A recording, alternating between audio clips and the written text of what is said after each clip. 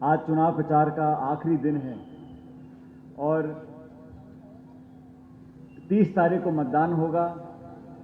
मैं आपके बीच बहुत दूर से चलकर आया हूं आपको आग्रह करने के लिए, निवेदन करने के लिए कि ये उपचुनाव मध्य प्रदेश में हो रहा है, इसी प्रकार उपचुनाव राजस्थान में भी हो रहे हैं, अन्य प्रदेशों में हो रहे हैं और उपचुनाव से जनता के मन में क्या बीत रही है, उनके जहन में क्या बीत रही है, उसका एक प्रमाण देश को मिल सकता है।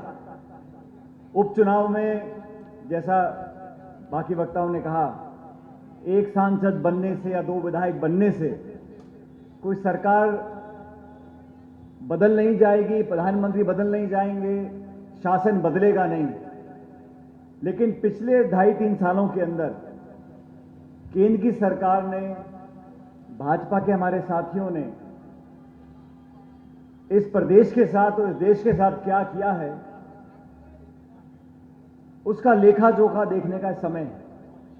आप सब जानते हो 7.5 साल से केंद्र में बीजेपी की सरकार है और मुझे याद है 2014 के चुनाव में, लोकसभा के चुनाव प्रचार में भाजपा ने बहुत बार कहा कि कांग्रेस और यूपीए की सरकार ने 10 साल में हमारे लिए कुछ नहीं किया। बेरोजगारी, महंगाई, किसान, नौजवान के बारे में बहुत सारी बातें बोली और कहा कि ये मिलीजुली सरकार है, इसलिए केंद्र से यहां कठोर निर्णय नहीं ले पाते। जनता ने मौका दिया भाजपा को, मोदी जी को प्रधानमंत्री बनाया, पूर्ण बहुमत की सरकार बनी, 19 में चुनाव हुए। मैं कारणों में नहीं जाना चाहता हूं, लेकिन 19 में दोबारा भाजपा को बहुमत मिला और पहले से ज्यादा मिला। अब इन 2 चुनावों में 7.5 साल में पूर्ण बहुमत की सरकार एक पार्टी, एक नेता की रही दिल्ली के अंदर। सवाल ये उठता है, आज जैसे साथी कह रहे थे हमारे मुझसे पहले, पेट्रोल डीजल 100 रुपए से पार हो गया, गैस सिलेंडर 950 रुपए का है, खाद डीएपी मिल नहीं रही, किसान की आमदनी दुगना करेंगे, ये वादा किया था भाजपा ने, नहीं किया था। दुगना छोड़ो, किसान की जो लागत है खाद, बीज, तेल, पानी, बिजली की, उतना भी किसान को मिल नहीं पाता। और तो और आमदनी दुगनी करने की बात करने वाले लोगों ने ऐसे कानून बना दिए, ये 3 कृषि के काले कानून बने जिनमें कहा जा रहा है कि मंडी समाप्त हो जाएगी, समर्थन मूल्य पर खरीद नहीं होगी। पूरे देश की अर्थव्यवस्था चलाने वाली जो मंडियां हैं उनको निपटाने की योजना बनाई हुई है। 1 साल से किसान आंदोलन कर रहे हैं, लाठियां चला रहे हैं, खदेड़ रहे हैं, राजधानी को पूरा घेर के बैठे हुए हैं। किसान सैकड़ों आत्महत्या कर चुके, कोई सुध लेने वाला नहीं है। मैंने पहली बार देखा है, आंदोलन चल रहा है, हर सरकार लोकतांत्रिक व्यवस्था में अपने मतदाताओं की, जनता की आवाज को सुनते हैं। ये पहली सरकार देखी है मैंने जो घमंड और अहंकार की सरकार है। मैं पूछना चाहता हूं यहां के प्रदेश के मुख्यमंत्री जी से, आप अपने आप को किसान हितैषी बोलते हो, जब पिछली बार आप मुख्यमंत्री थे तो गोलियां चलाई किसानों के ऊपर, किसानों को शहीद किया। आज दोबारा आप मुख्यमंत्री बने हो, आप बताइए जनता को ये 3 कृषि कानून आपने क्यों बनाए हैं? किस किसान से आपने वार्ता किया? किन पूंजीपतियों को मदद करने के लिए कानून बनाए जा रहे हैं? आपने देश की संपत्ति का निजीकरण कर दिया, हवाई अड्डा, रेलवे, सड़क, बांध सब आप निजी हाथों में देना चाहते हो। महंगाई आप रोक नहीं पा रहे। कोरोना काल में लाखों करोड़ों लोग बिलख रहे थे, पूरे देश में ऑक्सीजन के सिलेंडर नहीं मिल रहे थे, अस्पताल की हालत चरमरा गई थी। आपने कहा 250 रुपए का, 500 रुपए का सुई लगेगी वैक्सीन की। जब लोगों ने मना किया तब जाके आपने कहा चलो मुफ्त में लगेगी। आपने एक बहुत बड़ा एहसान कर दिया। इस 70 साल में सारे टीके मुफ्त लगते थे। कभी सुना आपने पंडित नेहरू को, इंदिरा गांधी को बोलते हुए कि मैं आपको मुफ्त का टीका दे रही हूं? केंद्र की सरकार हमेशा मुफ्त टीका देती थी। इन्होंने कहा हमने बहुत बड़ा उपकार आप पर किया है। अरे जेब पे डाका डाल रहे हो, पेट्रोल डीजल देसी घी से महंगा हो गया, गैस का सिलेंडर ब्लैक में नहीं मिलता, खाद लेने जाते हो तो लाठी पड़ती है, बेरोजगारी फैल गई। थोड़ा मोड़ा जो ग्रामीण क्षेत्र में लोगों की जेब में पैसा आ रहा है तो नरेगा की योजना से आ रहा है। और नरेगा की योजना किसने बनाई थी? भाजपा ने तो बनाई नहीं, हमारी सरकार ने बनी थी कि 100 दिन का रोजगार हर परिवार को मिलेगा। इस दुनिया में 200 देश हैं, किसी देश में ऐसा कानून नहीं है कि रोजगार आपका संवैधानिक अधिकार बन गया। अब मोदी जी चाहें भी तो नरेगा को खत्म नहीं कर सकते। गरीब के लिए, किसान के लिए, पिछड़े तबके के लिए, दलितों के लिए, आदिवासियों के लिए योजना अगर बनी थी तो कांग्रेस के शासन में बनी थी। इन 7 सालों में क्या कानून बने हैं? कृषि के 3 काले कानून बने हैं। निजीकरण का बहुत पहले विरोध करते थे, आज उसके पक्ष में आ गए हैं। आधार का पहले विरोध करते थे, आज पक्ष में आ गए हैं।